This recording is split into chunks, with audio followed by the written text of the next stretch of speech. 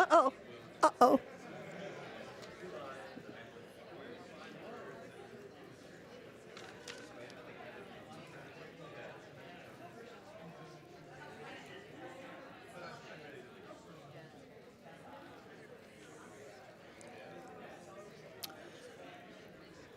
Good evening. Welcome to PAC. Welcome to PAC. Welcome to the 50th anniversary of the Jack Kerouac School of Disembodied Poetics in this first faculty reading of summer 24. And yeah, it's just so good we're still here. Thank you. And for a wonderful day and so much information and so many stories and lineages and activities of so many of the people who've been with us for so long and in spirit and in the work they do and all that. So gratitude to you faculty out there, and thanks for coming back, particularly at this time, in a time of precarity and intensity and enough to keep you on your toes and to continue. So welcome to the continuum. Welcome to the antithesis reality. Welcome to the rhizome. Welcome to the temporary autonomous zone. Welcome to the place where we meet the mountains and the negative ions and the spine of the continent. Welcome to Tendril, the word for auspicious coincidence, because when we founded this place, that's how we felt. It was going to be a place of a certain kind of meeting. We weren't just here fucking around. So, yeah, when we all met, when we all got this together, the famous group meeting talking about the 100-year, and then we talked earlier about 20-year plan, this plan, and then a few years ago was the 500-year plan. And we were a conglomeration of tendencies. That's how I can put it. We didn't share, the founders did not share a certain kind of education or background necessarily, or focus on what we might do. And it was an amazing welcome invitation when Alan and I and Diane and others found themselves here in that first summer of '74 and felt some kind of energy pulse.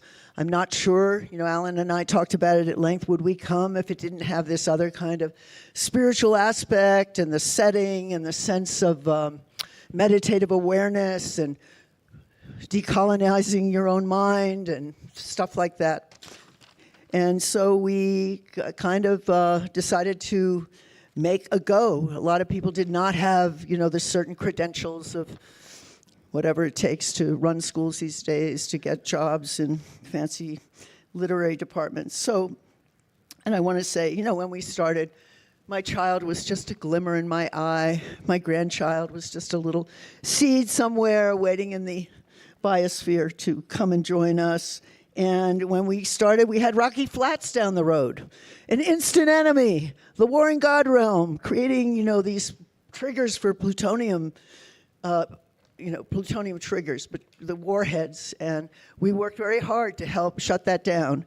And many of the people here who had no idea that this even existed found themselves, more awake through that. So there's always that other side of the planetary awareness and the negative capability. So I'm so happy that we can feel very energized doing this together.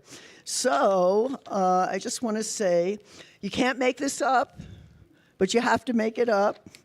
And here's Jeffrey, great companion in all this. I don't know that we could have continued at some point until he showed up and decided to be my friend. So this is classic Jeffrey. And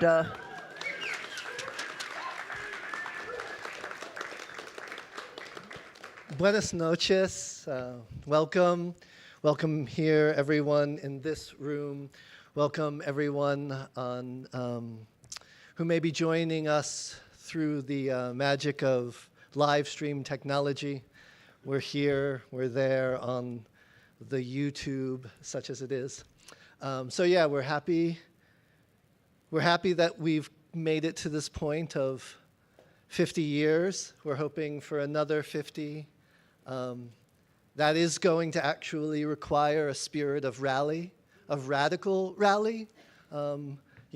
One doesn't need to think much to see how hard it is to be an experimental university in this economy, as the vernacular has it. So out there, you know, if you can mug a leprechaun or trick a billionaire, you know, any of the moves, we could use them. We implore you, moves our way. And we also think very hard and try to lean in with our hearts about what it means to be contemporary. And that this 50th cannot just be nostalgia and must not be nostalgia and must think about the circumstances in which we're reading and writing and studying and working and organizing together. So even as we come together for these celebrations and these amazing performances that are going to happen, we also, I think, need to cultivate a double-mindedness that we're doing this at a moment in an ongoing catastrophe, the ongoing Nakba and genocide inside Palestine and otherwheres, that we do this on occupied territory, unceded by the Ute, the Cheyenne, the Arapaho, that we do this as compromised and complicated, meaning many-folded, and complex, meaning many moving bodies, that we do that with this sort of ardor. It has become something of a little mantra. Everyone for everyone, the utopian hope of the freeing of all political prisoners, the freeing of all hostages. That's something we like to think about, though we understand no utopianism is really the description of all possibilities.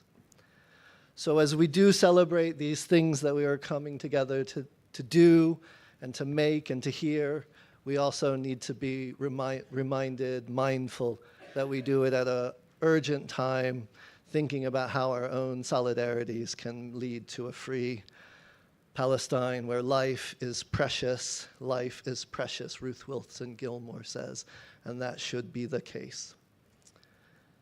All right. Yeah, you could clap, motherfuckers. If you cannot clap for a free Palestine, Josh, I don't even want to know you. Tonight, we have Susan GERVIRTZ, and she'll be introduced by Rachel Franklin Wood, and then Rachel Levitsky, and Rachel will be introduced by David, and then there will be an intermission, then Norma Cole, who I have the great honor of introducing, and then Cedar Saigo will round out the evening, and Cedar will be introduced by Hunter Case, beloved Corazon. That's our show. We hope you judge it kindly, as the bard says, and we get off. Rachel.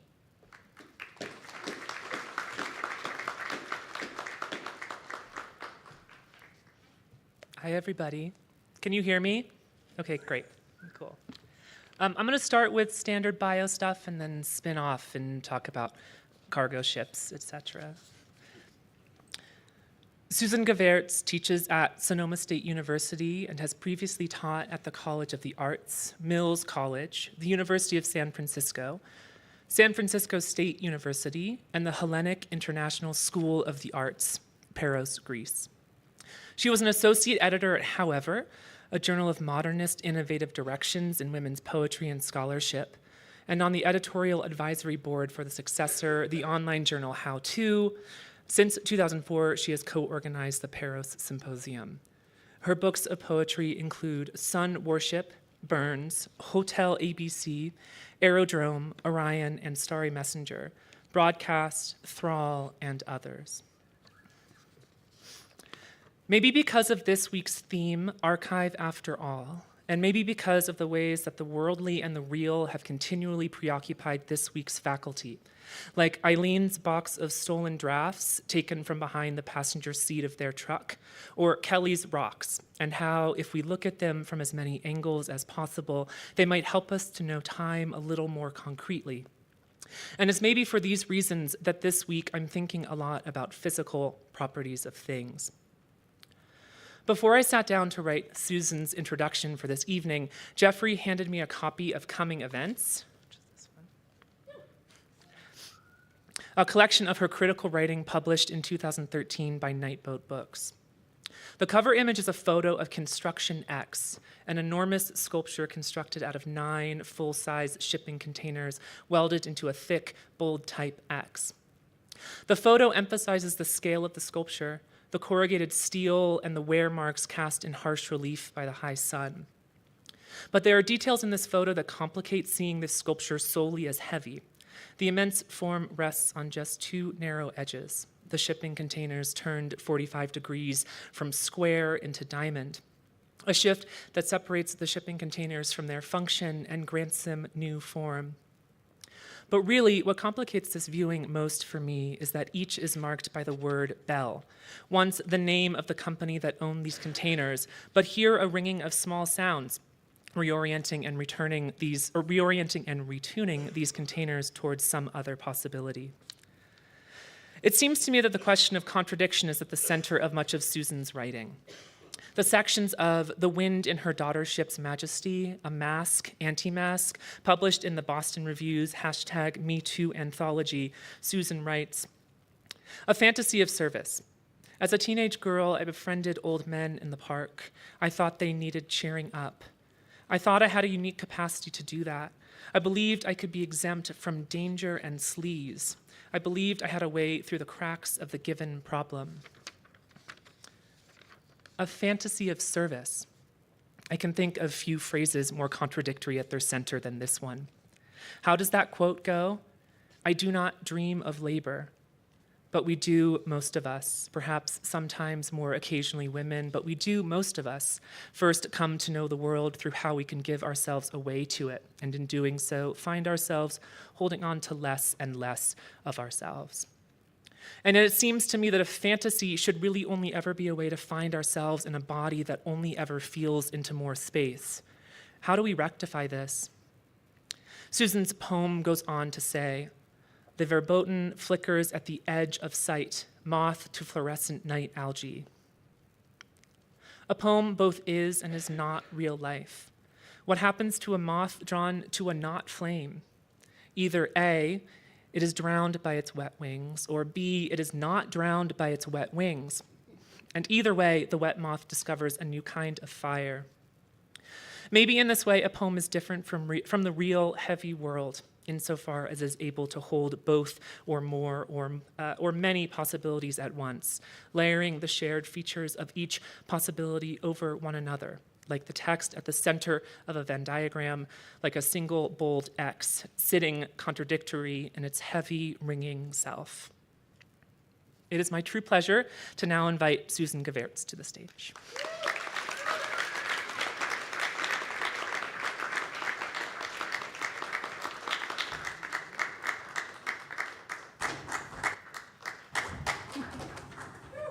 Thanks for that great introduction. Thank you, Naropa. It's so great to be here. It's so great also to be reading with the 3 people I'm reading with who have been friends forever and who I've never read with. It's so great. So I'm going to start reading from Guide School.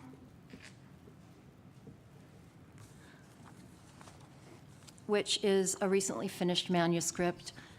So weird, I can't see you at all, but I'm sure you can see me all lit up.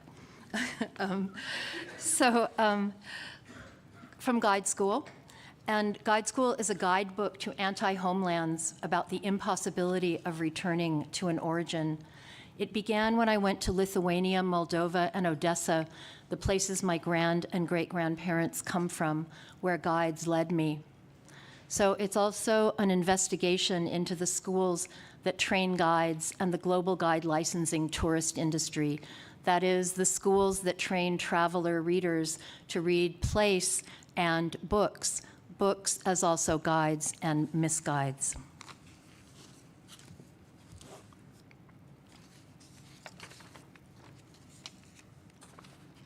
From the first section, Abracadabra. The triplets set off in opposite directions, one crowned by fire, one enthroned in water, one in a halo of air. So thread their maps to thaumaturgic wish, like Strabo, a mercenary of motion. The triplets can't be identical, though they trick you to start rivers, rumors, a raptor among the migrating birds bearing GPS. The paragogs look up. So light the wick. Let quandary burn in the foundry. Ash Chronicle. Are you hearing me fine? Yes. Excellent. Nouns drop out. Muscles slacken, spasm. Organs prolapse. Taste buds dim. Evidence collectors crowd around, reading rings on fallen trees. And archaeologic as taxonomy, skeletal locations minus viscera. The wish to be disembodied is the wish to escape history. Memorats, Yiddish for first-person tales. This feeling that I is really the last person who reads or writes. Julia Drescher. Dark tourists of Bessarabia. As for access, my face's only imitation slides on loose scree of mirror neurons, not theirs either, river, creek, not our portage, or your reply, though I hear someone changed their mind, someone said no one's home, hung up, inverted the letters, skeletal. Of those who carry, does recall build muscle, or like a baby switched at birth, whose faces evade relation, just like we, nocturnal and diurnal, cross paths visible in light and night, bear, stalker, coyote, surveyor, so maintain days unstable, family, a viscous engine oil, fluid accusation, predator tales.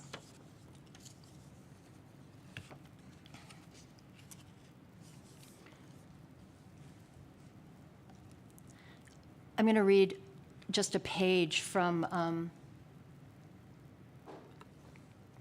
another section of Guide School that Brenda Ijima made into a chapbook. The section and the chapbook for Yo-Yo Labs, as some of you know. The chapbook is called Sun Worship, and so is that section of Guide School. Omko, the 10 Sephirot of nothingness, dissect, 8, out loud, look to blind, speak, mute, unveil as if number isn't, thread, lips, anthropomorph or allegor, pseudo, paraphrastic, and it was so, no making maker, shut, said, sown, swallow, div, in, visible, where from fake tabulator.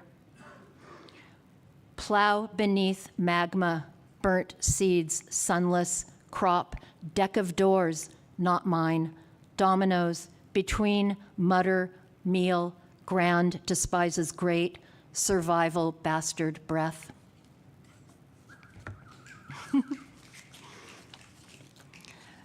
From another section from Guide School called The Guides.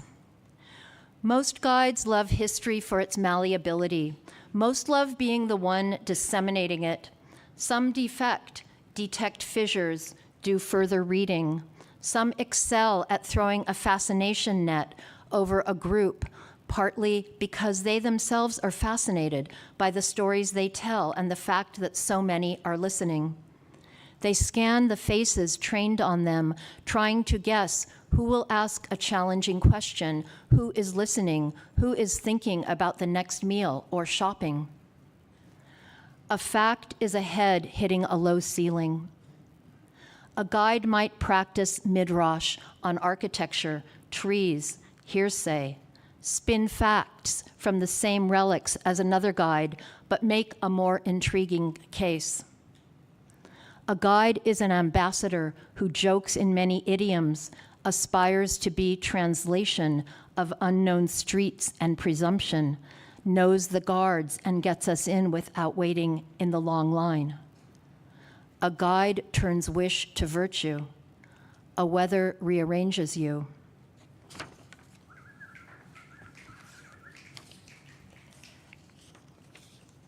There. Say Transnistria, say Dubocery. The hills bloom around the monuments. Vow to pawn the unknown who shovels snow from the steppes. Ruinous empathy, not good enough child. I a figment broken off from the flock. Divers and jugglers of zeal, unfulfilled astronautsy. Firmament's face, prophecy. It's the withheld that comes true.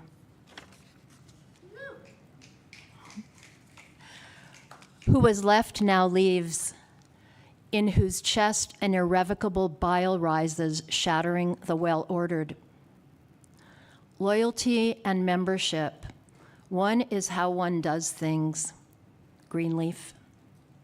Hypnographer, find a way to make not valued as work, then slip illegible as transit.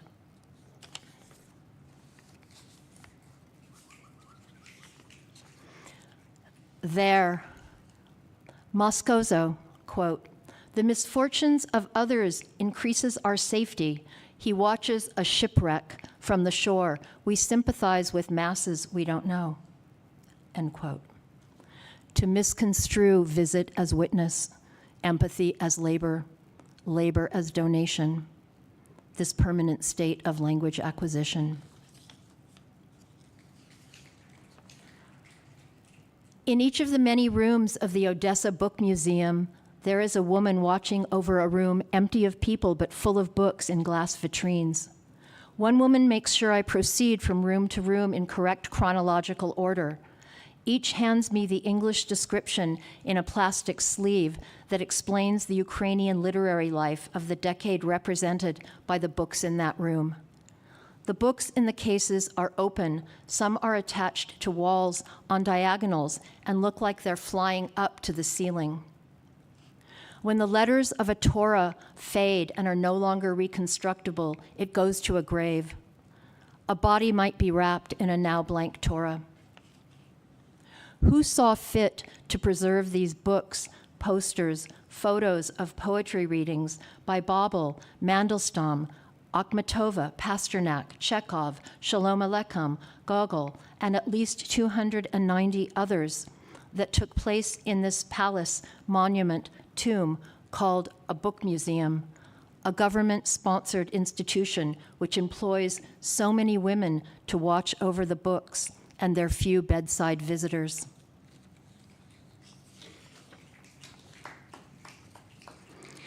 Registrar. Detour wanderer, wait, fight for or choose to be stateless, non-assimilant. I am not you, but still we meet on the path of paved mirrors. Keep your job, sanctioned, sealed, eloquent, shut. Reception, the reconciling, ask nothing, carve containers in air, walk into ledger, meticulous registrar, paid to track the fearsome by shine of timid cursive. Trace who, without birthplace, born without state, taxed without border, contained.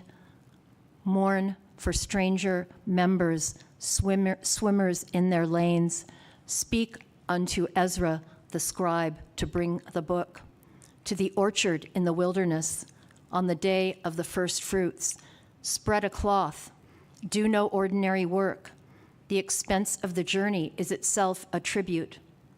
Come forward, feast without roof, offer the burnt, cauterize lines between stars, but the still points move while the hand races to follow.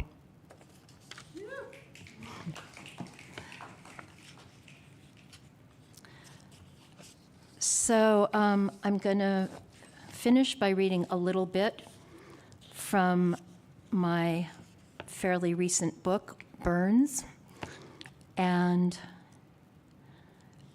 oops, I just took out where I'm going to stop reading, but I'll figure it out. Don't stop. So I'm going to read from a long piece, but I'm going to read just maybe the first few pages of it. And it's called Give. And it's a struggle with, a reckoning with what is possible to give in the economy that we live in now. I just have to do this.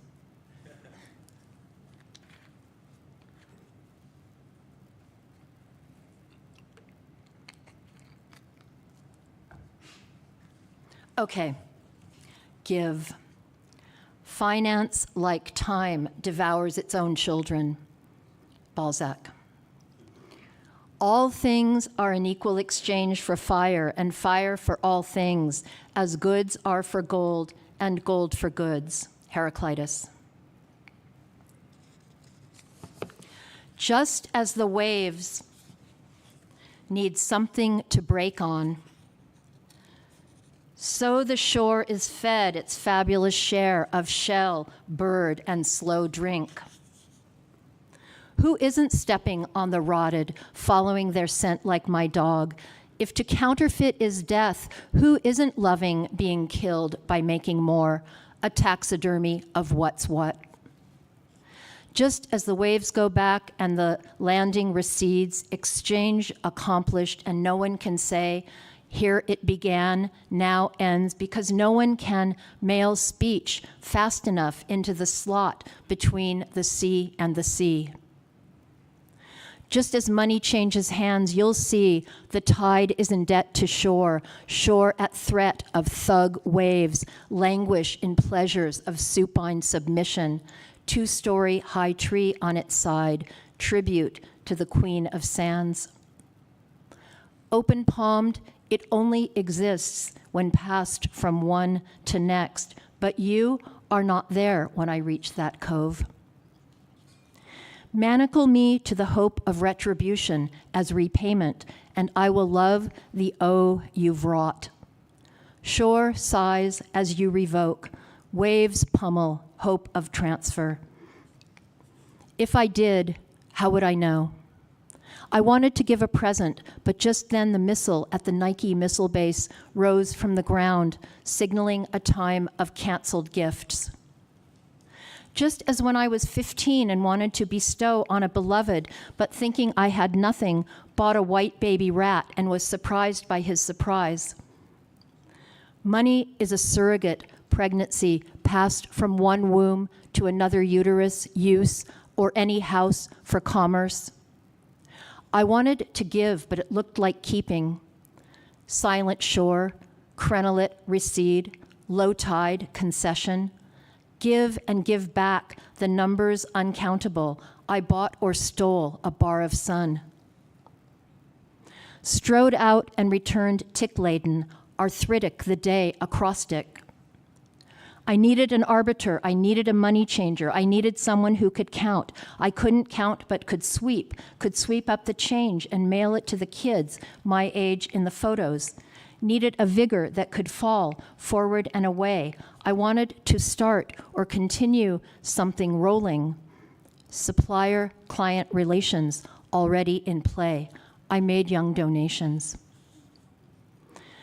I have to sleep now, head on sand. Please leave, this shore has no more yield, as if all's well as sites of exchange exit only as an idea afloat out there exists only in being used. So when the tide is saving, its secrecy makes a profit, private shell game, covenant, hand it over. Thank you. Thank you all.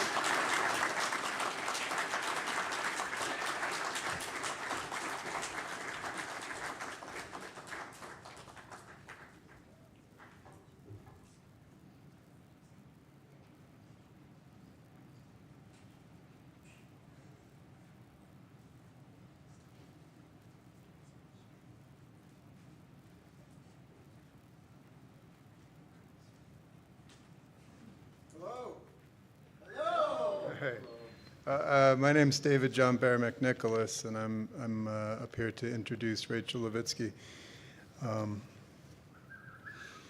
I just met Rachel Levitsky yesterday, and today I'm given the honor of introducing her to you, many of whom know her infinitely better than I do.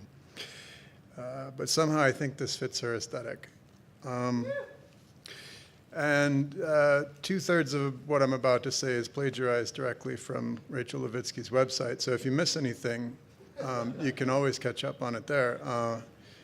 Rachel Levitsky came out as a lesbian in 1984 and as a poet in 1994. She is the author of Under the Sun, Neighbor, the poetic novella The Story of My Accident is Ours, and numerous chapbooks. Recently, Hopefully the Island, part of an ongoing collaboration with the artist Susan B. Levitsky builds and participates in a variety of publishing, collaboration, and pedagogical performative activities, such as Geometrics of Recognition, a movement poetry workshop turned Super 8 film by the poet-filmmaker Stephanie Gray. In 1999, she founded Belladonna, which is now Belladonna Collaborative. In 2017, she was resident of LMCC's Process Space on Governor's Island, where she worked on a project called Mother of Separation, a study of language usage and migrant experiences in New York City. She is professor of writing at Pratt Institute, Naropa University Summer Writing Program, and occasionally, I can never spell occasionally, at lay poetry institutions like Poets House and the Poetry Project in New York City.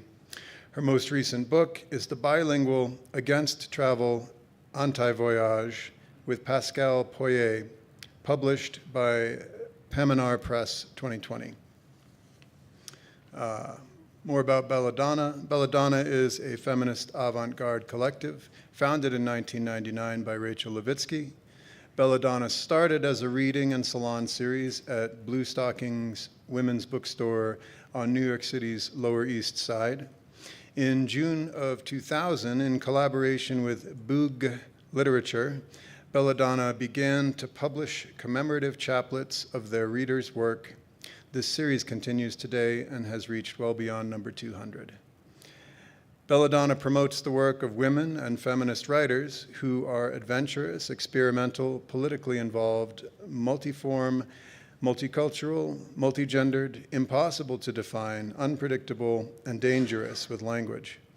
Belladonna is committed to publishing and building literary community among women-identified and LGBTQIA+ authors who write off-center, producing work that is political and critical, situational rather than plot-driven, intersubjective, performative, or witnessing rather than personally revelatory, work that reaches across boundaries and binaries of literary genre and artistic fields, and that questions the gender binary. As I said, I might get this wrong, and it might be messy. This afternoon, I tried to speed read 3 of Rachel's books. Frustrating thing is I very much wanted to read them all in full after just an a la carte sampling. Rachel uses the word neighbors a lot. In each of the books, I found that word. And to me, that means, she is a writer who is very interested in boundaries, their fickle rigidity and permeability, their enforceability, and the ways that they can create and grow affection. I found her work to contain a full palette of resonant emotions, but what stood out to me was her writer's willingness to be affectionate within theory, her playfulness with humor and riddle, and the deep presence of a person defining herself through connection. She has also shown through her work that it is possible to live anarchic values and work in public institutional spaces. Rachel said something this afternoon in her presentation that I feel bears repeating, or at least paraphrasing. When you've lived a life with a marginalized identity, it's very hard to go public. So Belladonna surrounds their authors with a group that holds them. It's affective labor. And in just 2 days of instruction, I have witnessed her doing this, not just stating it. So thank you. And this is Rachel Levitsky, everybody.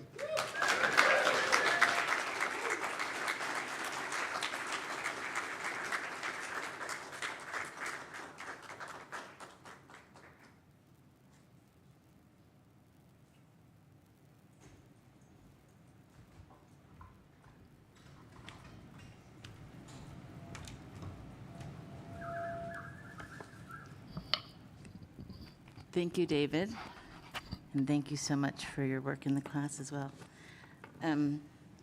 It's a great honor to be here, and I love this stage, and it's really the place where I began to perform. There's like the insistence of performance here is really maybe something like what David was talking about. It also holds people. It's very powerful to go past your fear and get on stage. And it's continuously fearful and powerful for me. I haven't published a full-length book in 11 years.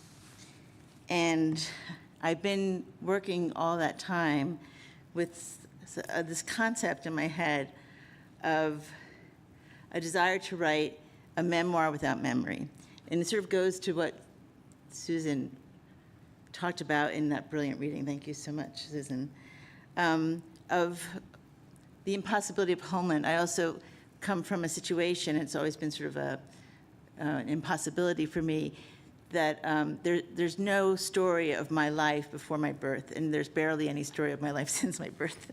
So this idea is to, and I think David really touched upon this, to write a self not through a history or a memoir, but through a series of encounters. This first piece came from a kind of a correspondence with Vidhu Agarwal, and it goes into the book as I see all these things, being in part of a big book called Rachel Levitsky Has No Problems, and this section I think of as the anti-Semitism of everyday life. Not just this piece, but. Dear Vidhu, this is from August 8th, 2021. I want to finish the first letter, but I also have a big desire to write about a blind date. I went on one this week with another person named Amy. The thought I had after is that now, when I randomly think I love Amy about the other, first Amy, it could work to benefit the new blind date Amy, however it is I'll end up feeling about what is right now a hypothetical arrangement. After the end of the big love affair, big for me, with my first Amy, not fully first, and she was barely or never mine, I permitted myself to slack on love without personal recrimination or remorse for 1 year. There were many endings with first, not fully first Amy, but the ending I speak of, I mark as the day that I stopped being delusional in my mind. It was after a long day together of closely shared grief and affection. Afterwards, Amy, first, wrote to me on our way home a short, emphatic reverie about the special intimacy of our long encounter, an experience which was for me terrible, way too sad. It was our difference, the ease of her in her epilogue, that committed me to our end. I wrote delusion in my mind because even after all this time, my mind has not much impacted my heart, which is likely still delusional. And what can one do? These things possess their own register. I try my best to protect all of us, meaning both of us, with a meditation practice. I work toward making certain that first Amy is free, not only from any excess of phone calls and texts, and who wouldn't want to not be a stalker. My singular striving is for normalcy and sanity. I want to free her of the burden of being in my thoughts. For the most part, I have, but she pops in, and when she does, I acknowledge that I love her. I love Amy. And then I, again, make space for living without her. As a person who gives credence to the existence of unseen, inarticulate, acutely felt forces, And about these forces, I want to be clear. Their very nature of being unseen, inarticulate, and acutely felt nullifies their political and scientific value, while certainly such forces support any and all human knowledge production in the forms of inclination, intuition, and choice. This caveat is crucial in these times in which late, perhaps post-capitalist excess and misery lead folks on journeys into their feelings, trauma, into belief systems of whatever healers and helpers, a seeking that can be fine or can mean anything goes. Many of these feeling, not science-driven, trust your energy sense movements feed directly into the discourse of know-nothing United Statesian populism. I've been tampering with Buddhist study for some time now. I say tampering because even though my interest in knowledge acquisition is serious, I haven't felt in possession of the space to conduct a serious and consistent study. My attentions are occasional. Yesterday's returned me to the Abhidhamma, the sacred source text of Theravada Buddhism. I was catching up on the text from my middle discourses class with Gil Fronsdale, and I recalled I first heard about this text from a Thich Nhat Hanh talk about the Abhidhamma and the manas. Back when I first heard Thai, how Thich Nhat Hanh's followers and companions call him, I was confused by how much it sounded like the Amida, a Hebrew gerund that translates as standing, a core Jewish prayer that is said muttering to yourself while standing and variously bending and bowing, and so the one I associate with being most fun. And manas, well, that sounds like Moses is manna from heaven, but wait. In Thai's lesson on Buddhist manas, manas is the part of consciousness that tightens like a sleeve or a vine around the otherwise freely flowing and knowledge-collecting river part of consciousness until it strangles it with me, me, me, me. At some point in my adulthood of failed and interrupted romances, I came to hate statements like that, the ones that begin with, I'm the kind of person who. But I've discovered, and this is the worst part, that blind dating means you need to say things like that because you have to tell people who you think you are in some sort of quick and efficient way that matches the mediated time of late or post-capitalism. But that flowing river part, that's the part that stores all kinds of information that we don't know we have. That part dreams led us on to, but just partially so. And then there's the partiality of what we remember of dream past sleep. This river consciousness is opaque no matter what, except that it appears when we need it to make a decision, which may seem random or intuitive. It's not that it doesn't provide material to contribute to good political and scientific knowledge. It simply cannot stand that way on its own. I aim to protect First Amy from my thoughts because I think that mine or anyone's psychic clinging has negative consequences. And in fact, there is a devastating story with First Amy, which is quite literal and includes an actual cat death. It was this hard to leave. I gave myself a year to not think about dating or romance. The year easily and without recognition became 2. I forced myself. What does it mean to force yourself to date via friends network, prostrating some cartoon version of yourself on apps that ask you to name your love language? If I were a different writer, I wouldn't write Rachel Levitsky has no problems. I would write Rachel Levitsky dates. If we are interested in abjection, all we need to study is Tinder. No, that's not right. Reality TV shows have it just as much, but I can't watch them because of the way the human voices on them make sound. Rebecca, my most recent date before blind date Amy, was so very concerned with facial hair that she and I could not work. I wrote about it in the first letter, the one that I need to finish. 10 years earlier, Lauren Schufran revealed a similarly intense alarm toward facial hair. These two had equally strange shaped eyebrows, though Lauren's were more like commas, which makes sense. She was a poet, and Rebecca's were a bit more even. I suppose Lauren and Rebecca are of the same generation. It occurs to me that Lauren turns 40 this year, and since I am 57 and a half, and she turned 31 the summer we became lovers, and I was 48 and a half, and we were 17 and a half years apart, which we called the teenager between us.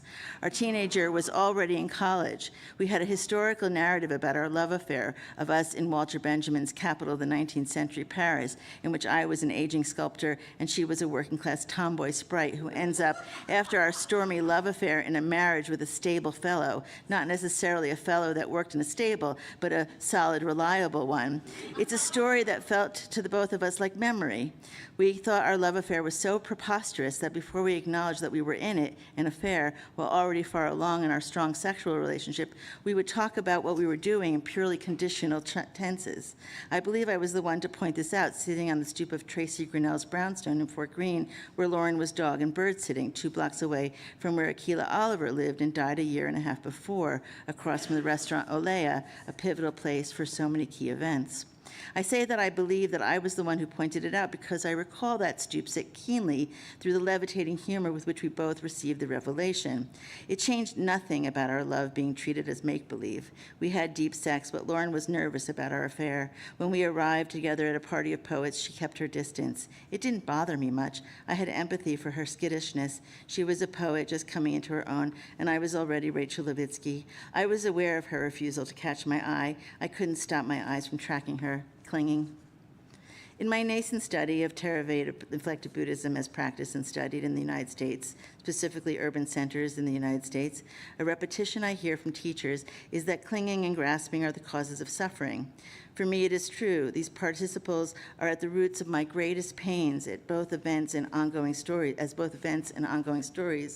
But it is also true that among attraction and aversion, the two things that signal that which we cling to and grasp at, attraction has also been a cause for my greatest happiness.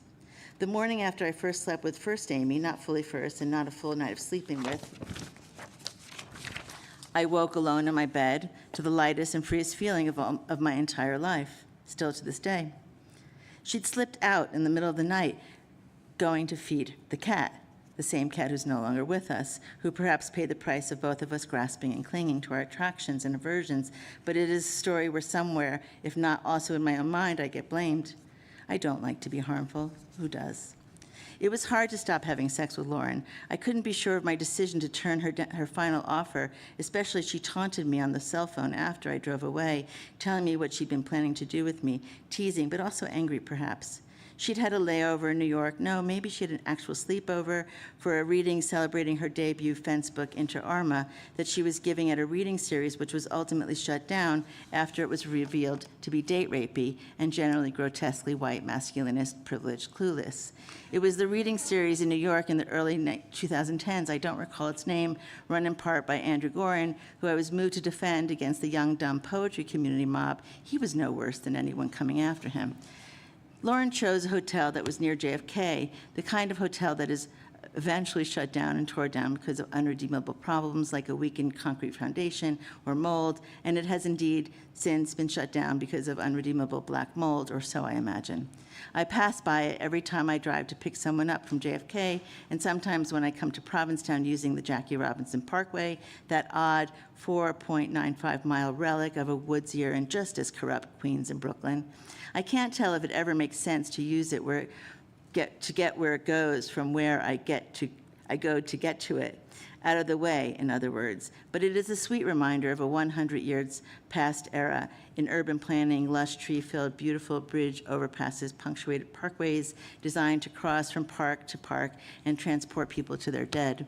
This parkway runs through a green corridor of cemeteries. Once, while we were driving through it, my friend, relative Ordover, told me about Mormons converting the corpses buried at the Jewish one. But maybe they were just telling me that generally Mormons have a practice of converting Jews posthumously, and happened to tell me at a moment when they were being reminded of dead and buried Jews because we happened to be passing the Mount Carmel Jewish Cemetery along the Jackie Robinson, which was originally called Interborough, signifying the connection between boroughs, Cypress Hill, Brooklyn, to Kew Gardens, Queens, a name attempting to make sense of the random line between proximate but unlike objects, a line my brain makes between relatives' random information about an abstracted activity into the image of a literal place and a specific gestural blessing happening with actual contact between live Mormon and dead Jew in that place. My conflation of the two sacred texts and the two Amy's might be like this, not the same, yet carried together. So distinct are the image stories of the two Amy's, my brain's powerful habit for negative identification and comparison doesn't deploy to denigrate one by elevating the other. But on that day, of that blind date, a tsunami came over me, signaling a most general alliance and letting me know I was entering the vast pool of sadness one must swim through to reach for the possibility of transport onto that cloud-like freedom only ever so far brought to me by unmistakable attraction in romantic love.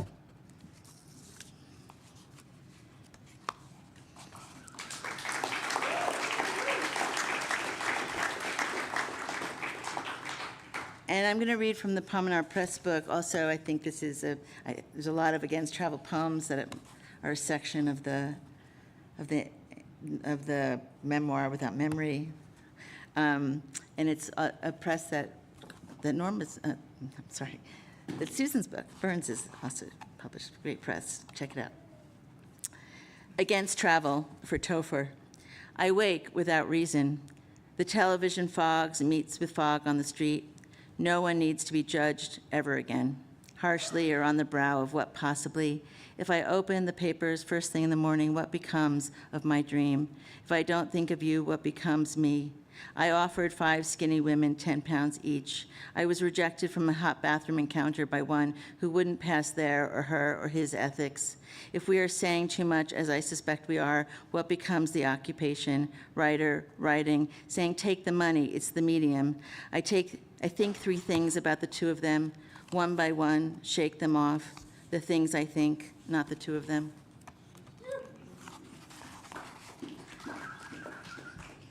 Against Travel for Ruth, that's my mother. Between the chorus and the chorus, its precipitation transmogrifies from snow mist to snow to hail to snow to mist to rain. Along the same river and about it, a big ancestral feeling, as if for a change, something good has happened in the zone of memory, usually reserved for that which keeps us staring at the window not there. No concrete fill, no reconstruction of some eternal, shiny city of anyone's dream. It's just a shitty interior wall. Now it's the river that's changed and no more feeling. It's not yet connected by tributary or tribute, just some vague similarities of sound and umlaut. Is an umlaut an accent or a diacritical mark? Anyway, it's pretty here, just the same. In the distance, we've seen the castles we've seen somewhere before.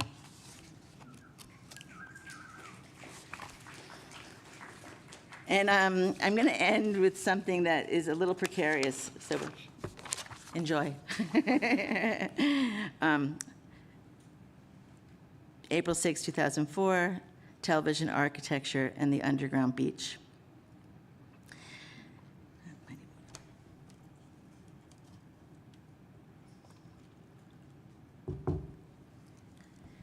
Adjuncts who are actors are being exploited inside a site that is or is like Hollywood Squares.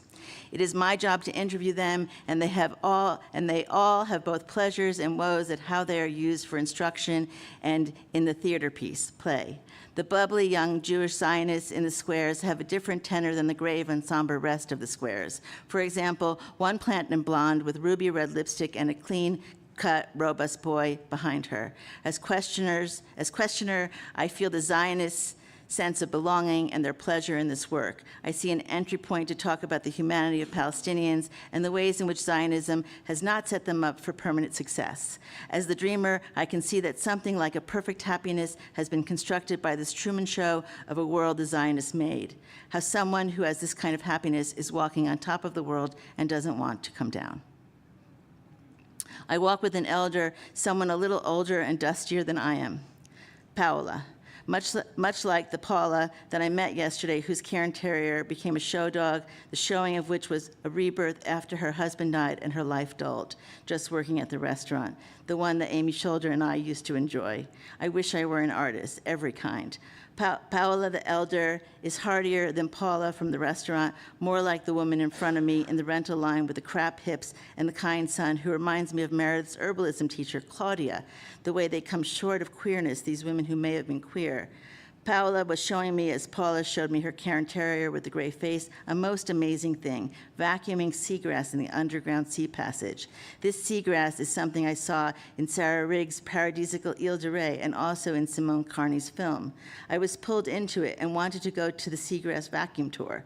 It leads me to stumble upon an underground village of buildings like the one in Nicole Eisenman's surreal paintings of the flood in a German square, underground at the beach, Provincetown, I believe. It is peaceful and a bit dark, and I am considering being interested in buying a home there despite its din of light. Even further in the basement, we find a performance space for young people, and they are delightfully happy. I ask my Paola Claudia how much, and she says, expensive, $30,000. And I think, oh my fucking God, so affordable. I wonder if there's more light on the other side.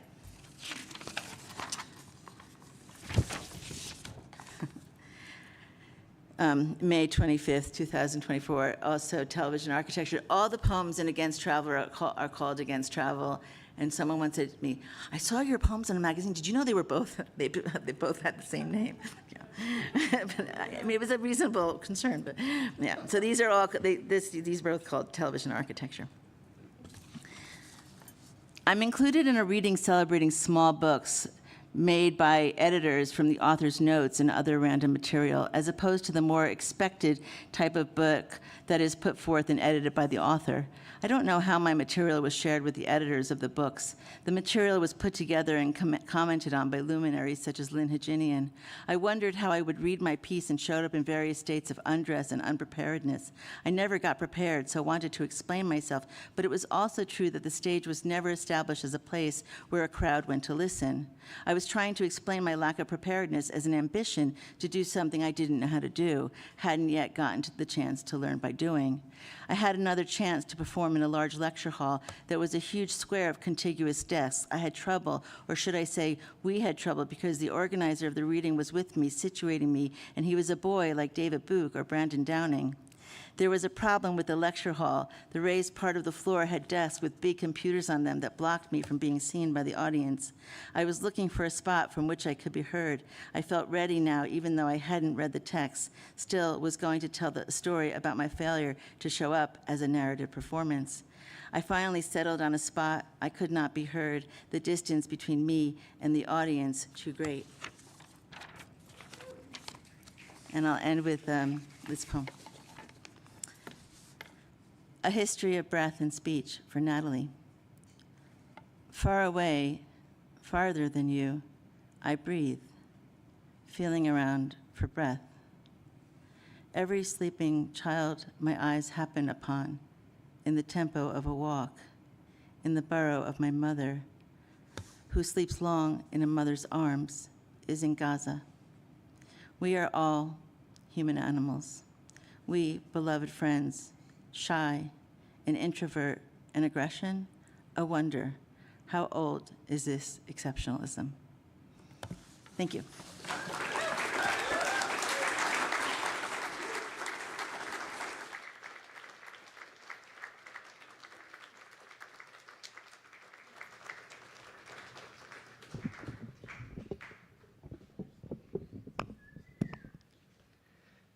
Hey, wonderful. Thank you for that opening into the summer. One more round of applause.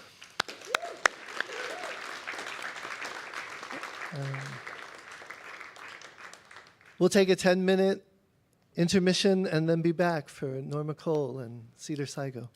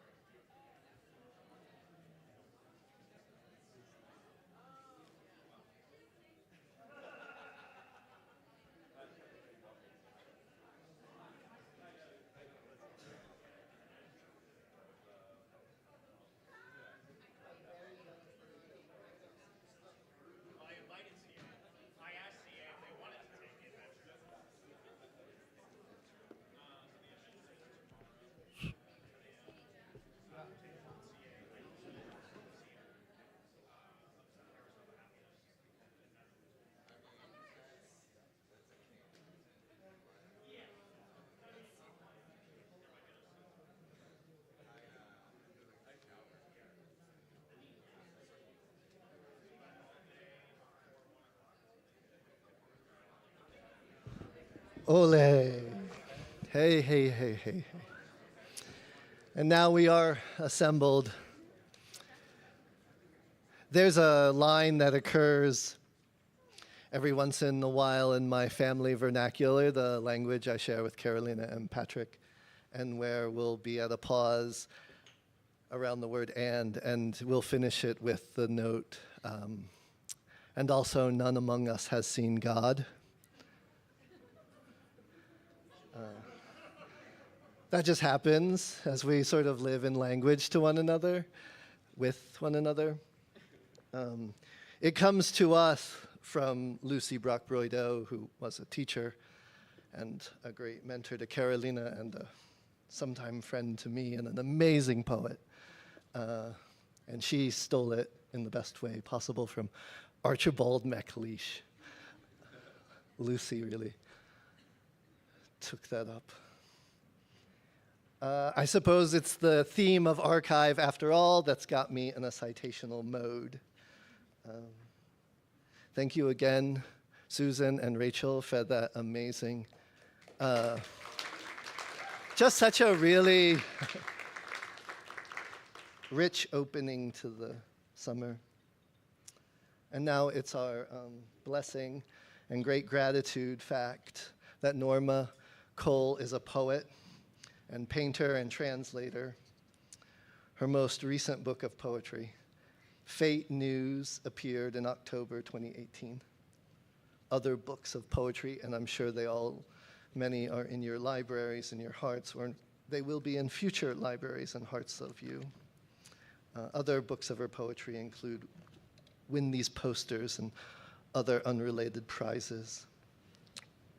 When Shadows Will, Selected Poems 1988 to 2008, Spinoza in Her Youth and Actualities, as well as her collaboration with the painter Marina Adams, To Be at Music, Essays and Talks, which appeared in 2010.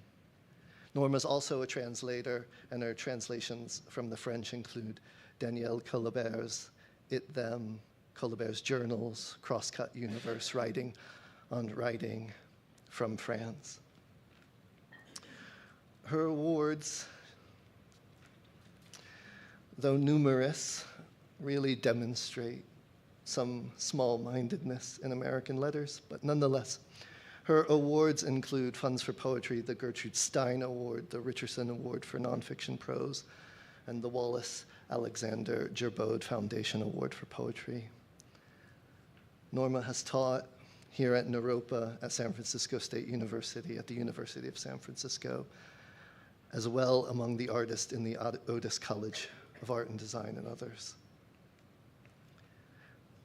The thing that I, maybe, or many of us hold dear in our minds and seeings and memories is that during the winter of 2004, 2005, Norma could be seen inhabiting a 1950s living room as part of her collective memory installation during the retrospective Poetry and Its Arts Bay Area Interactions 1954, which was hosted at the California Historical Society. Norma's an amazing visual artist. We live with one of her broadsides that was taken up with a Jack Spicer poem. But her work, her visual work, has been shown at New College of California, the Miami University Art Museums, in San Francisco, the Way Bay exhibition at Berkeley Art Museum. She is also herself a curatorial member of the Right Window Collective in San Francisco.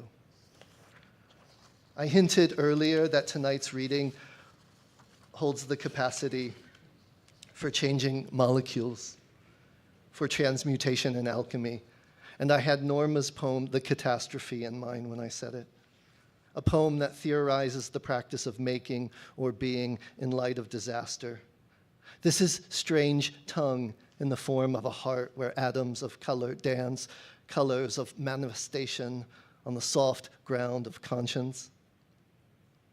In this, the first gesture of the poem, we can see almost like a core sample of Norma's poetics, a commitment or instinct for strangeness in language, for what strangeness opens up, choreography and movement of idea and sound, and the horizon, the territory we're all really trying to find, to shelter, to live on, the soft ground of conscience. And here we might hear a refraction with the idea of a radical softness as a boundless form of resistance, or Tsvetaeva's art in the light of conscience. And those elusive connections seem important, but more crucial to my mind is to think about the soft ground of conscience as being defined over the many years of Norma's own practice. I mean, if anyone needs any homework, the dissertation Norma Cole and the Soft Ground of Conscience needs to be written. Norma said earlier that her affinity or vocation in visual arts, ranging from drawing, collage, sculpture, video, and installation, that this was an unchosen election, that I was doing it as soon as I could hold a pencil or a crayon. It was simply something I did. That answer and testimony speaks to the intertwined energies of making and play that are so present throughout Norma's astonishing body of work. Essential archive. The making, the poems, paintings, translations, collages, drawings is clear. Perhaps the kind of play I mean to hone in on is less so, but its stakes are real. For in its hybrid practice of playful making, that the version of the person is glimpsed, that other limit or dream, that which is rare and free, or rather free, a little free. 3 formulations Norma gives us for that momentary experience of freedom in this world of such compounded violence and unfreedom. The 3 again are rare and free, or rather free, a little free. These 3 formulations in this world of compounded violence and unfreedom. And the rather, that word, rather free, is brilliant and subtle, bringing the etymology of quick, of livingness itself, and its desire for freedom and liberty. As elsewhere in the catastrophe, she writes, "Give up the idea of the state. Can it be said? To whom can it be said? To us, tonight, and longer and abiding. Norma, it can be said to us." Please, thank you for coming back.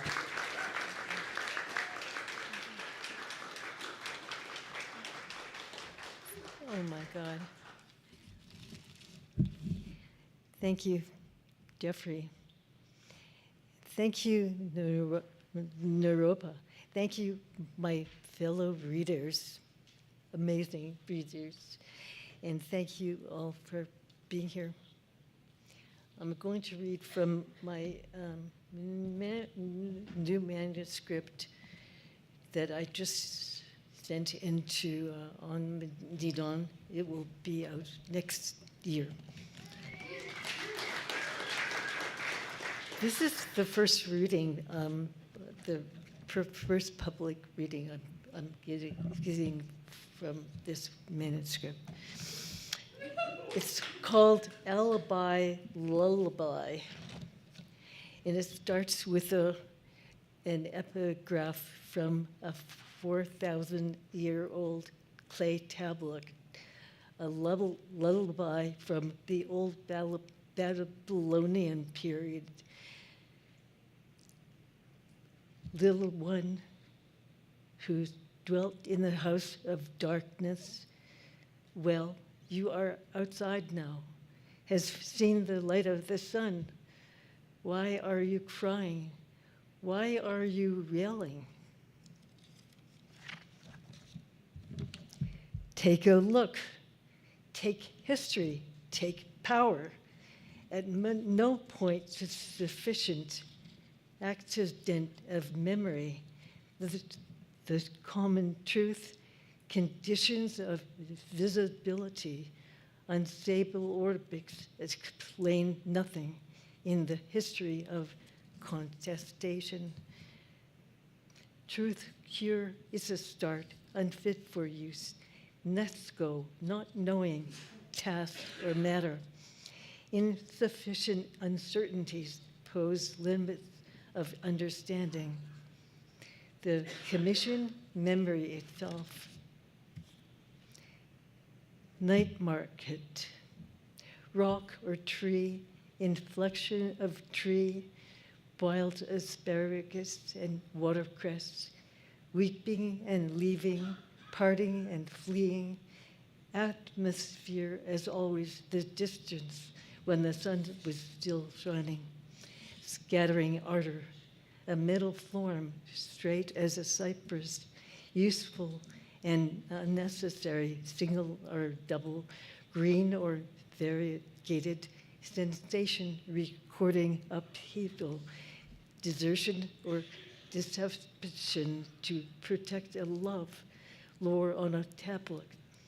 Then the song, a minimal grammar, walls, bridges, cement could take the weight. Lamentations of fire, the easy kill in the night. With a line, measure how silence sticks on the ground, the same rills, clay tablets, gravel and stones, frozen moments measure displacement, consequence the records of common consent, displacement, sugar pills, killing time now, or how the most euphonious cadence, a reed silas, rose water and mint, the slope, distortion, meaning stay safe, tenderness, the fleeting constraints, sites of conscription, expanding, meeting control of this at the site of a precipitous inquiry. Could it take the weight of a frozen moment? Lull to sleep. Jump the wait list, the concrete divider, paired gratuitous and like cement a mistake. No sugar sang the lament, no composer of intricate attention where looking ancients connects unsettling impacts, no longer relevant, active forgetting, making decisions like recent events. Shift, delay, or ordinary clipboard history, a distinguishing pressure cooker system of keys, binding directly, not direct, despite unsettling precision, but later observable, not really the sun's expanding takeaway, real intentional intention, the giveaway of ordinary inflection or pain apprehension, attention, not observable, fleeting highway tension, similar empathy through distress.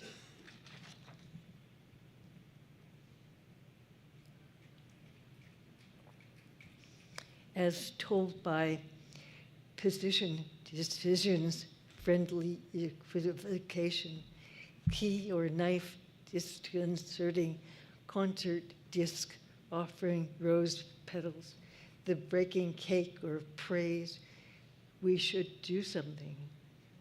Blank panes of little leaded glass, maelstrom, kickback ironed from the sky, still warning this folding decisions, a leaflet. Like anybody, implicated garland of witnesses, devolution, foliage in red, damage, no mystery, truce, a garland of wool, intention, the something else to replace it, passage or message, carrying every body, leaning against this same sun, born dangerous, leaving, speaking, this same sun, dreaming. See the light, not the means, like a small wave in motion. You can't see when you look, peculiar energy behaviors, revolution without traits, without the past. ground into dust, contradictory resolutions, present together, superposition. See the inference, looks like a proposition, makes sense, will make a case of interference, as of yet inhabiting, not gesturing, limits of nostalgia, extended dissolves, like writing on the wall, little motherfucker. A scattering upon, across a condition of survival. Harmonic device, inner life, the instrument. And this is the image of articulation. Protect it, show it, the exact location overlooking a tree, any distant planet, exact conditions, alibi equals elsewhere. Mirages claim a piece of evidence. Images remember the cadence. Think of others.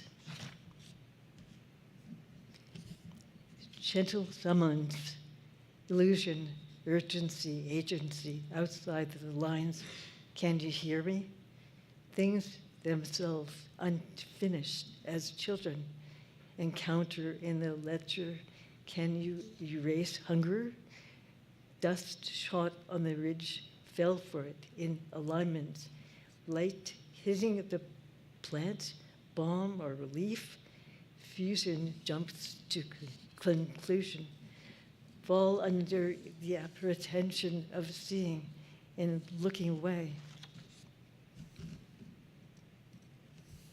Occasional placeholder, attention divided, consonant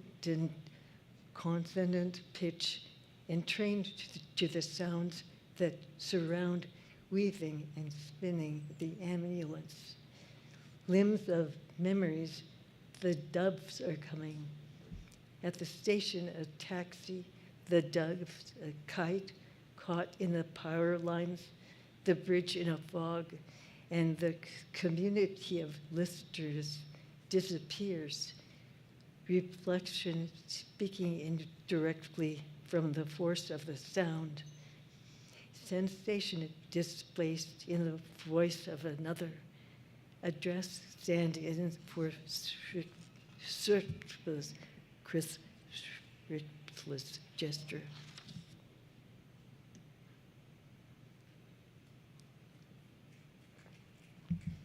On the block, don't look up. Evidence exists when stars appear, played out before daybreak. Take a history test. Give it up. Shrapnel breaks not given in advance through their own weight. Who sells these words? Records indicate the glittering light exceeds the framework unbolted, unparalleled. The everyday mysteries express the missing years, bound to in excess, pretend to know. This reminds me of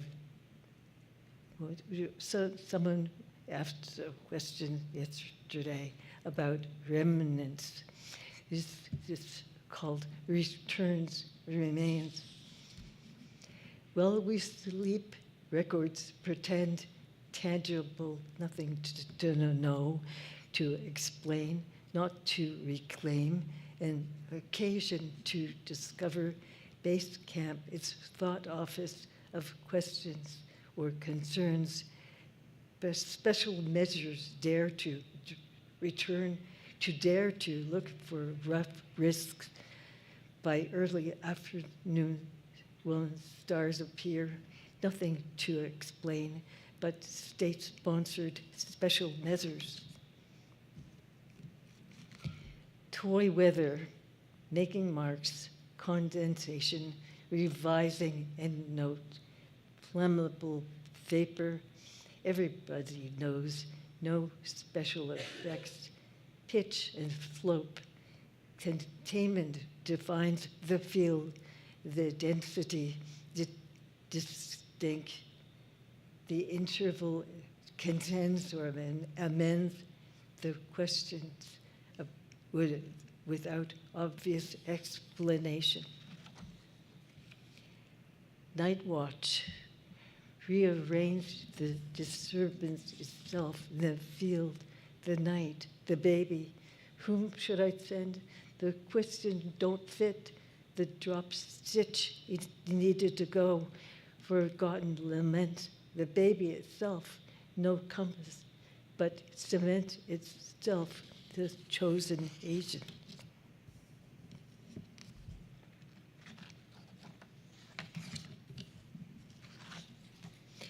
On the sensations of tone, framework ruefully moving forward, tide notes, echo memory, hyperforms melody out of phase, vows resting lightly by chance or edge of destiny.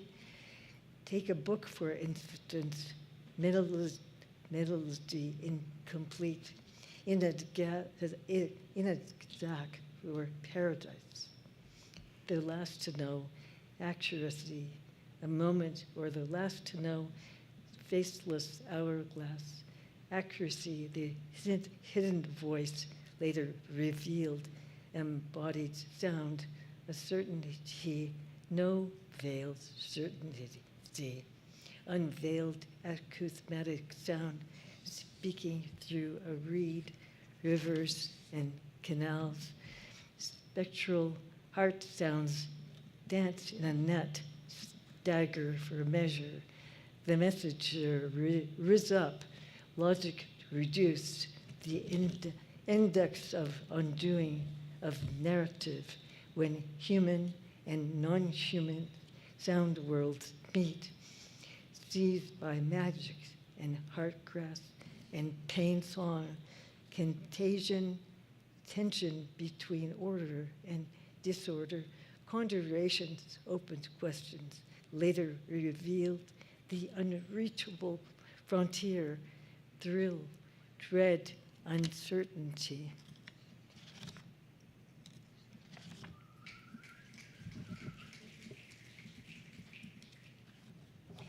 Explain the gap between recent events and a general theory of conflict of interest, lost in a span, anything other than embodied force moving outside violet or marigold. Where's the grass? Incomplete memory as past predicament, potential in question, quiet as stone. And nothing, like lost knowledge, a shovel, the secret hello, the soldiers, news from the heart of the meter, blurry reconstruction, still standing on the corner, gutter lossy, the big star formation, the chance to understand something like hallucinations or power dynamics, tip over, words not meant, where massacres continue on summer nights.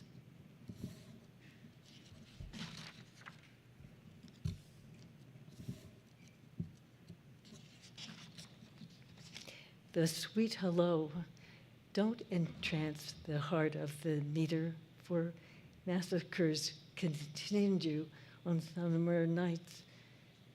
Troubled by bound reality, is it the fault we endorse? Let's some ending as right now, no events.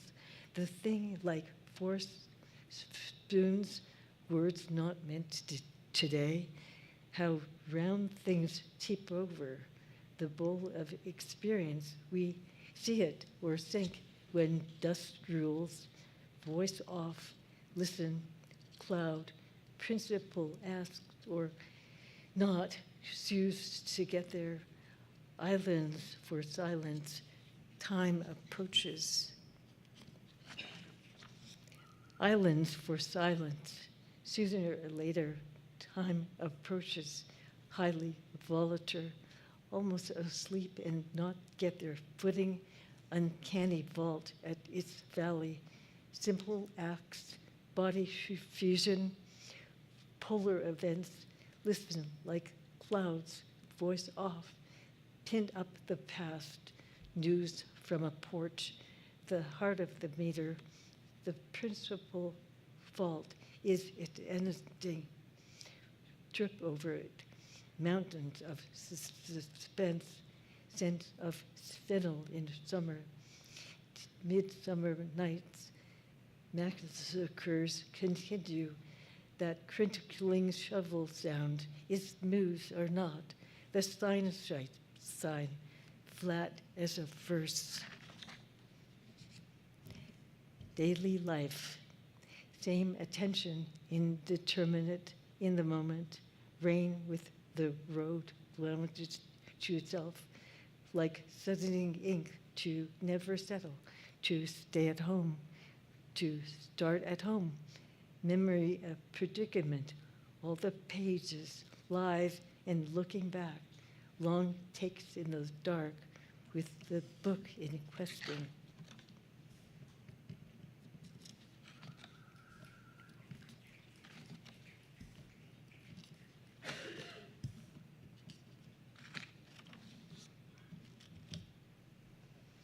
Namaste. Salutations, my child. Do in your heart heard the basic first finger, the travel music of fictional done, the gesture of folding, romance of the exit. In the hour, there's nothing, imagining history at the shore, drifting from time to time, the key here, imagination and failure, its own zeal, pretense that starts here, drafting the key here, meaning the evidence. Like us, they once had time. Thank you.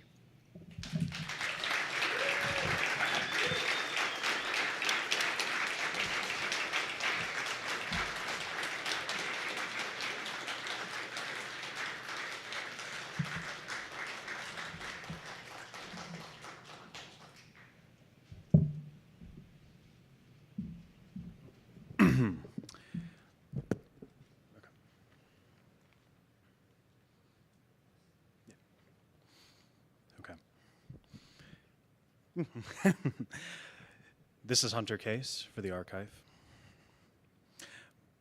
Born in 1978 on the Suquamish Indian Reservation in occupied Washington state, Cedar Saigo attended Naropa between 1996 and 1999 and is a distillation, an acceleration of all that means.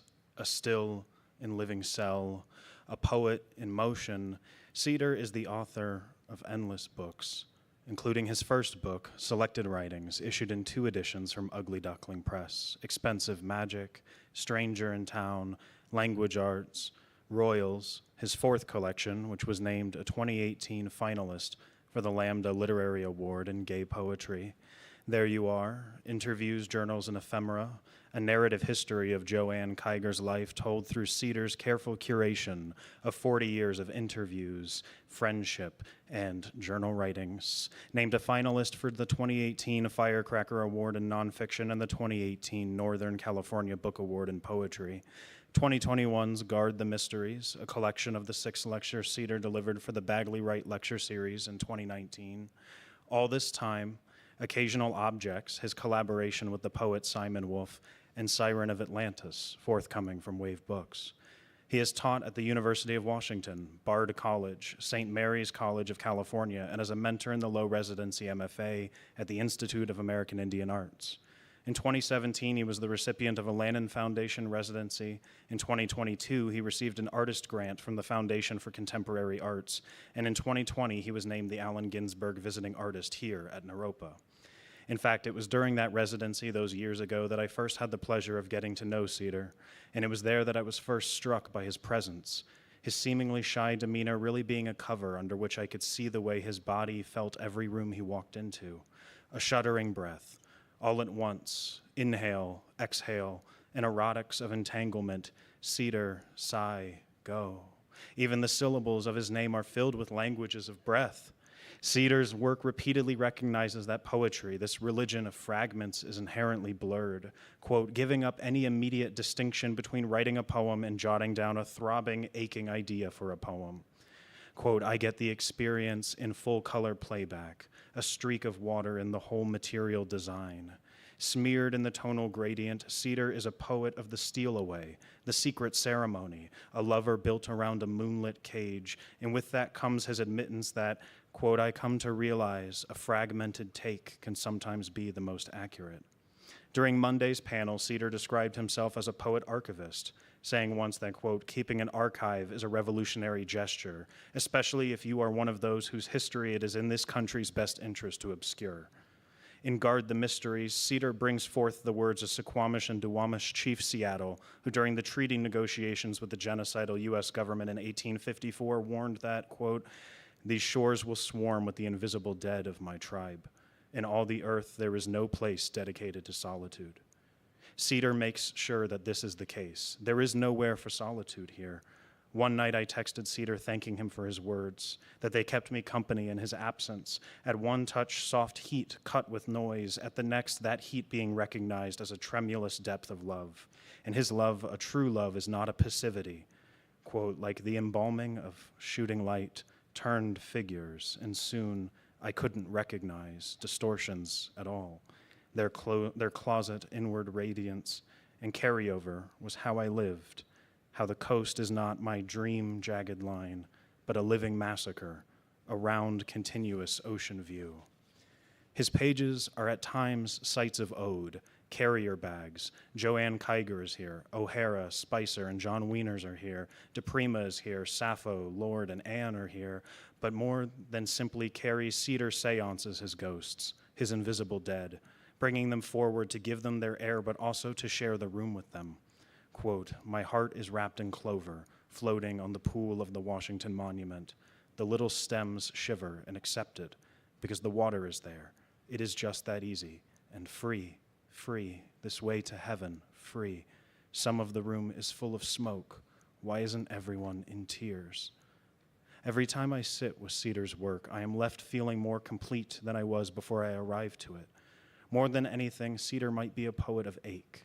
His ability to perceive the phantom pressures has left him the ability, like an old Bruce Lee movie, to communicate his own pressures, waves that move through the air until landing solidly in your chest, pushing you back into a crumple of tangled limbs strewn across satin sheets. I am left aching for more of his presence and writing. Sitting in on his workshop today, Cedar told us he was friendly, and if poetry is meant as one vehicle towards the truth, I may never have heard a more true thing than that. Please help me in welcoming my friend, guardian of the mysteries, the sweet heart of Seattle, Cedar Saigo.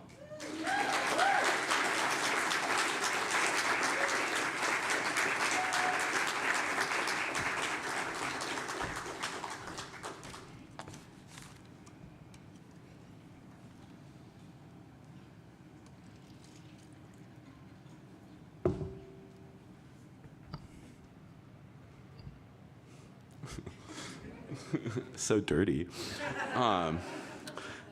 Thank you, Hunter. You might know me too well. Is this fine? Do I need to get closer? Okay.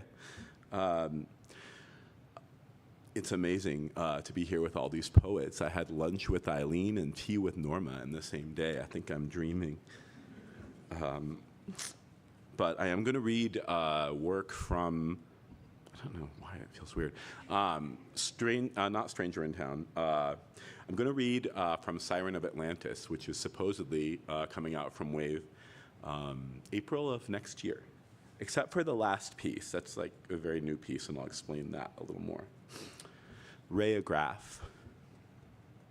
Tangible reflection of the fissure, leaning at rest against the wall. A Polaroid treatment of despairing poets dissolving into flecks of sunlight, hands on knees on steps. Several ambient movements finally embossed. both hands on head, shown 2 ways out of the tomb. The hillside windows fogged and stuck open. A sanded figure kneels, no eyes, the sun at its most ruthless, torn edge. The bamboo flooded and became a bridge in a few stained brush strokes. Hang the image off a string of others, last rays overexposed, now frozen to the garden. 2 blackbirds pinpointed and broken apart. The death of one is many.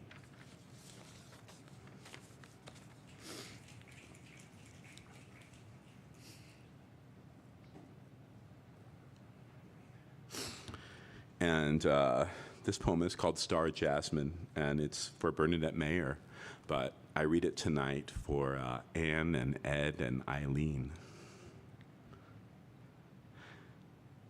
Star Jasmine. Did you know there is still a bathhouse in Troy? A handful of the guys swim over from Albany, apparently. Have you ever had any real long-term trouble sleeping? On Sleep from Indigo Bunting is a masterpiece of unflinching clinical precision and humor. Are there specific things that happen in a poem that can prevent it from becoming a sonnet? Besides Stanzas in Meditation, which is your all-time favorite work by Gertrude Stein? Mine is Ida, grand outings and shopping and small dogs in concentric circles. Another Valentine inscribed in secret. Did you ever return to Lenox after the period detailed in Piece of Cake? How many utopias remain in your closet? I have this weird psychosomatic thing with my nose.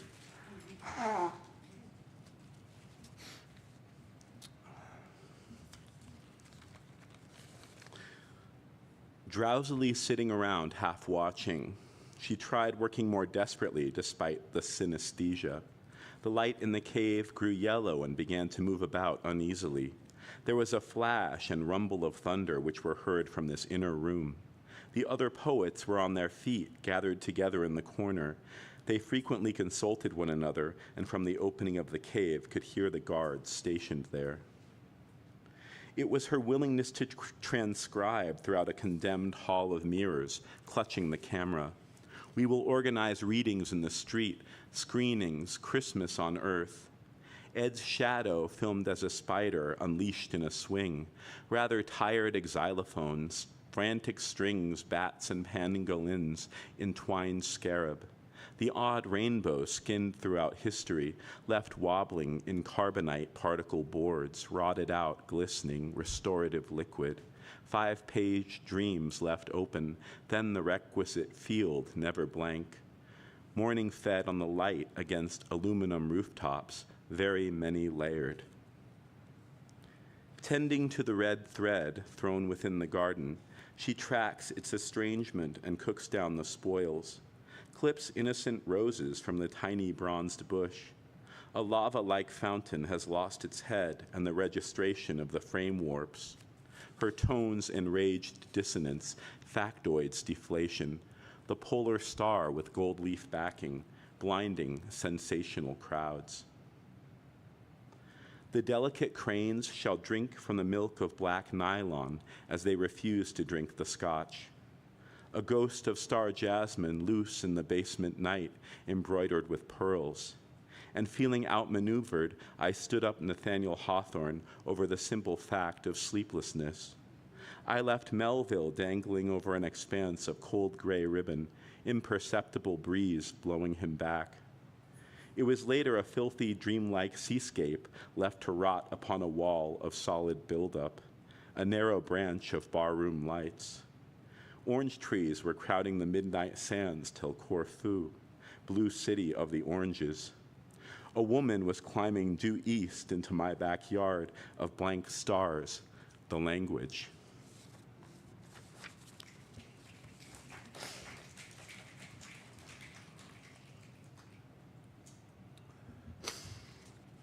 And lots of poems for poets. This is called Waving Amaryllis, and it's for Zoe Bresney. Crenulations of wasted lines hang down on a stamped-out fistful of cadmium clay. A rush to smear in from under her nails. She spoke of characterization, how the figures turn all lovingly refracted, their undertones left banded and bluish. I forget the healing specificities of that crystal. Some glorious passage within gets hammered out. The two waves are washed as one, strung and hobbled over with neon light. The one arch yellow we can all agree on. Be green in the order of solids perceived as a cloud. A window fogged over, not left open. The bluest of pockets soaked through, leaning on the mute.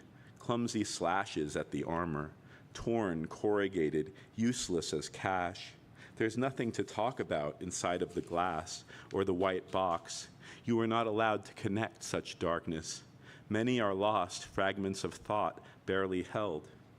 The bride was meant to rest in the center cube formation, sane lines of etching or severed, then repeated, heart-bracing accidents. Just unload, then drape in lucite. The bride has a center. The rousing current of the water betrays its snow-cold potential, a final circus dive just after they have turned their backs. I'm still piecing a body back together. I think of its audience as one enormous sidelong glance. Allowing for the square pool of a soundtrack to refill itself, the swept-in smoke of a foxed page, a leak I could not choose to fake again. It was a long sign-up prior to another broken field search, a few shattered opals filled with watermelon tile. There was a hidden inscription just below the morning drone, sitting pretty. Spider's legs are honorific, placed in glassine envelopes. Type floated dead along the bottom, a printed page of lost blots.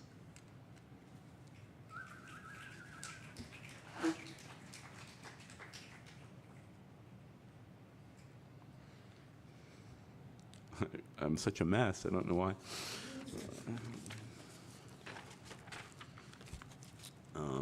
I jacked this title from Barbara Guest. It's called Meanwhile. I count on the fringe, the armored knight, the right shirt, the reckless stain, a drained look from the barman. I sense a shift in the level white of his eye. Grime is a coat painted in duress, fearing occasional thunder, sloshing through the bathwater of a joyously drunken voice, its flailing soft crust. Words without vision are deprived of stability.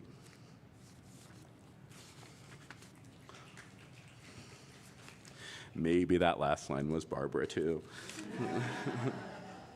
But it's in quotes.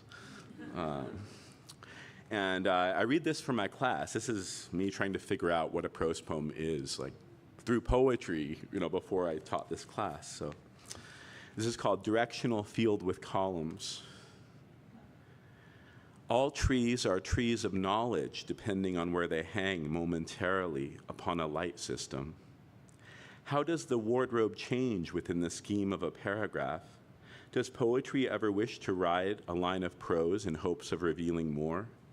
Do we wish to be dissonant yet confined to a room of four corners? Is it an assignment we give ourselves to check the quality of images?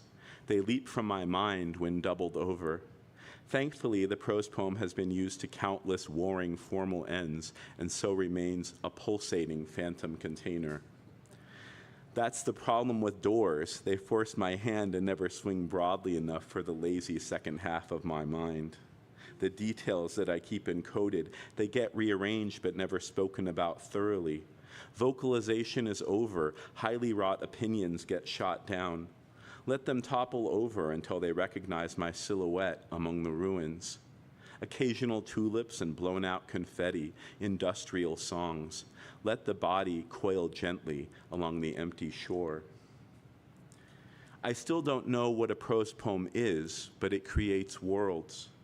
The roots, wet with permission, form a staggered crown. Just write what's going on around you, outside and inside. It's a conceptual universe that involves a certain number of words. How they jostle for 3 seconds on the degraded lava.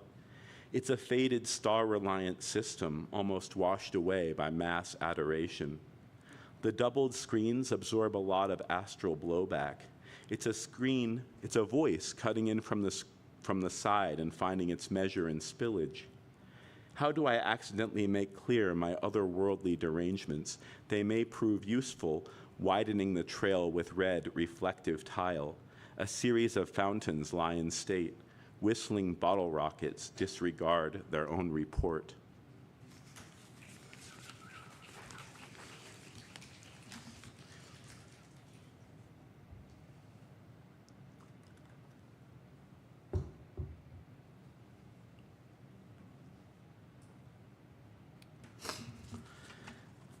This is called Reliquary for John Bosworth.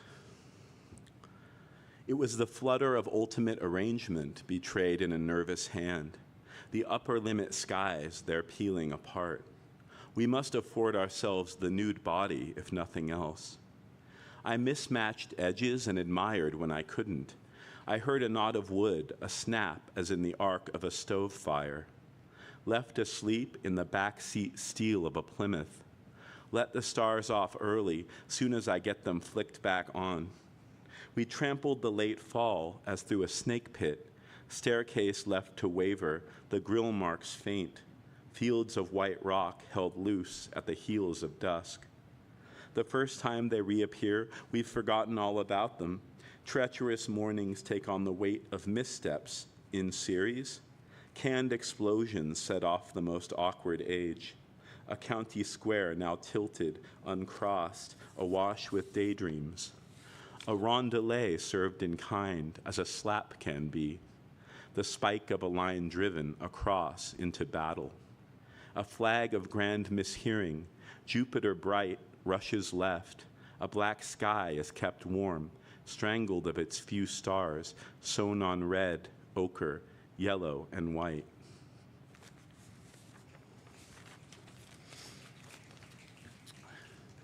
And this is, I guess it's a translation of Giuseppe Ungaretti, and it's called Sand.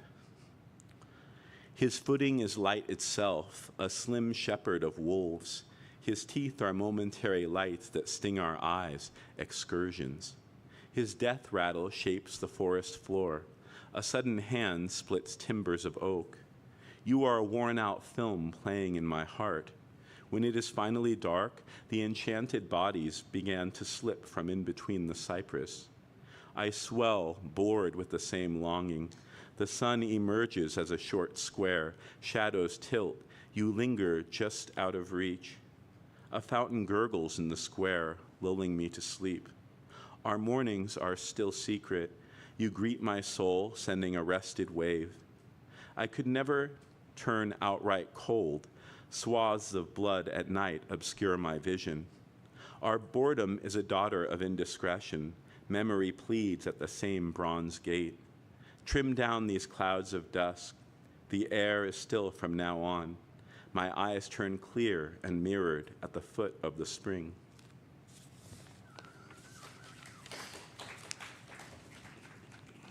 My back sort of hurts.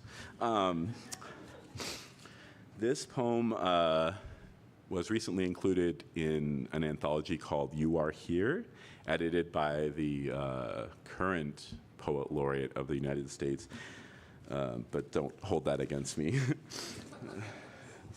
It's called Close-Knit Flower Sack. Seedless golden tears, ferns bound to flesh at off angles, busted out res towns, hemming us in with a cloak of mosses. The orchestration needs tufts of black shadow, incidental notes to weigh it down. The blanket depicts a field and loon.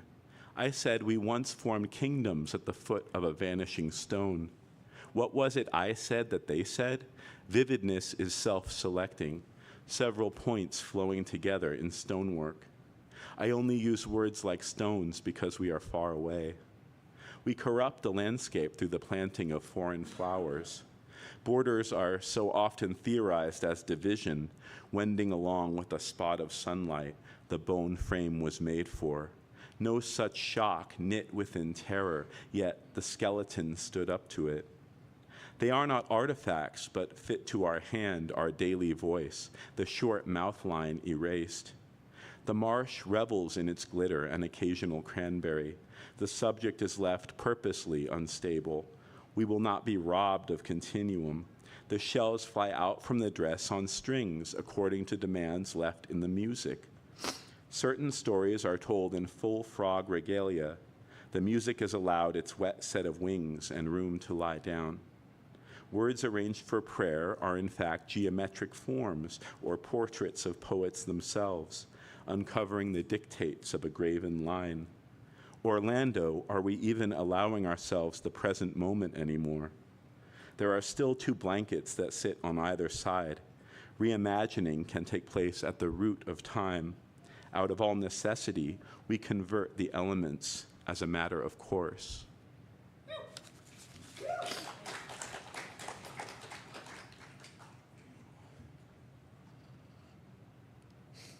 And my last piece is, it's called 6 Rooms for Larry Eigner, who's a poet that I admire a lot. And I wanted to read from a very cool chapbook that Wave put out of just 6 biographies that he wrote for himself. How many times as a poet are you asked to write your biography? And you can't write the same one every time. So I'll just read a little from the beginning. Born August 1927, Swampscott, Massachusetts, out of nearby hospital in Lynn. Palsied from hard birth, never had a job but got through high school at home, then 7 correspondence courses from University of Chicago, a toehold of application and hope. I'm cautious and come into things by understatement, wary of exaggeration. Excuse me. Sotto voce has resulted in the suppression of words. Don't like to begin with a big B, as if I was at the beginning of all speech or anything, which may have something to do with why usually I've had an aversion more or less to going back to the left margin after beginning a poem. It goes on. 6 rooms for Larry. 1, work in areas of abundance, lone overabundance. Poetry permits and can facilitate a fuse-like music, an assessment of the distance between words that will live on and consolidate like our bodies. In this way, a poem will extend itself naturally, quietly, and be like taking a walk light in the earth. These quotes are lifted from a Larry Eigner piece in Occident magazine, printed in spring 1974. It is comprised of a short poem and then a slender block of prose, seemingly about the act of writing. Here is a tiny part from the poetry section.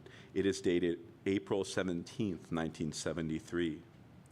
Pouring down hills, peace, flowing lakes, so much to inherit, heroically, discovery or no. Eigner seemed to leave his work in such discreet condition. I am going to check the selected poems right now to see if there's any record of this. This particular entry has not been collected in calligraphy typewriters. I do not have the Yale collected editions to consult at the moment. But immediately in my checking back, other poems, stones from this period, suddenly catch my eye and retune my ear. This is a poem of his, Naming the Beasts, the Inflection of Things. That one is dated 8 days later, April 9th, 1973. Another poem lurking nearby reads, Hills, Earth, Sky, Night. Now, when I try and remember this poem, I forget how each of the elements are permitted their own line, as if each word had been placed by his bare hand. 2, Nocturne. The flat sputter of an Outback motor. The knife moves at diagonals. We show the border by keeping our stations lit. 3, Instruments. Pardon me.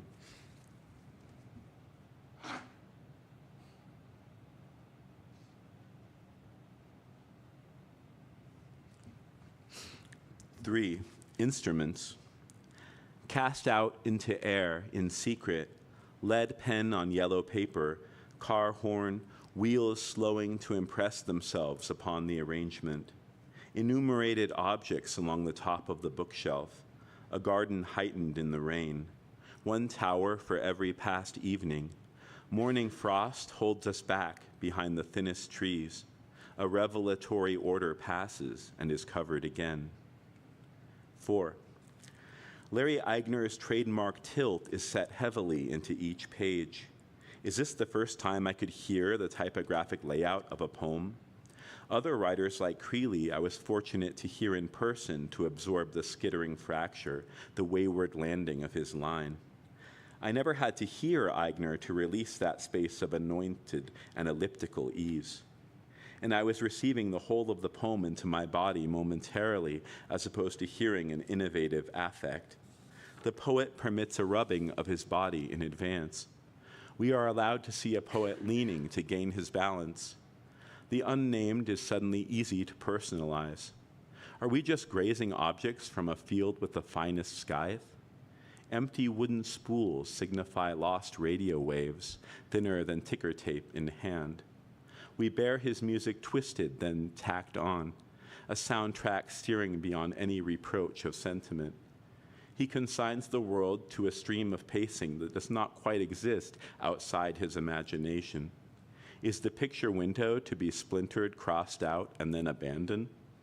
Consult the surveillance tapes, each timestamp a dispatch awakened from elegant dreams. There is an industrious magnetic pull between his poems, and they can fall to pieces at will should the stakes change or become reset, palpable by morning. 5. Fireworks on film, when black and white is closest to turning up color. 6.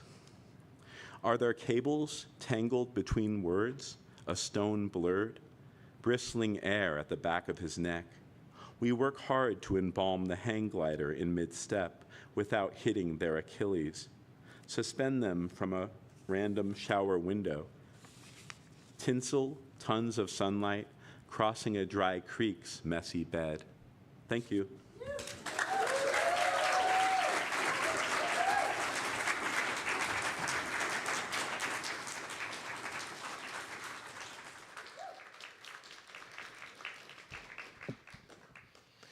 Thank you all. How about one more round for Cedar, for Norma, for Rachel, for Susan. Thank you all. We're just at the start of this festival, which we run through the rest of June, this festival in school. But I want to thank the crew that runs the performance art space. Thank you, PAC crew.